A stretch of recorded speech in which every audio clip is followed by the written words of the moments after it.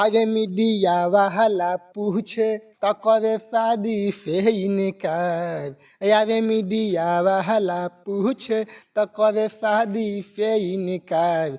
कहे की ज्योति छिनावे के चाही ऐफ की भी ममे वाला भतार। कहे की ज्योति छिनावे के चाही ऐफ की भी ममे वाला भतार।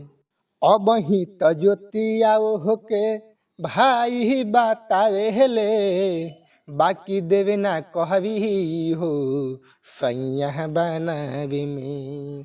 अब ही तो ज्योतिया काबा भाई बतावे हेले बाकी देवे ना कहबी हो सैया बनावे में। यावे वो कबे चलते वहे बल भैले वो कब होता पावा चार। यावे वो कब चलते वहे बल भैले वो कब होता आइसक्रीम के प्रचार।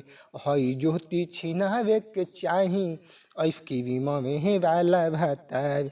काहे की ज्योति छिनावे के चाही आइसक्रीम में वाला भतार। जोगे छिनवी कुल खानदान नाफ दिले उत्तर प्रदेश से आके और साथे साथे बिहार के भी नाफतावे।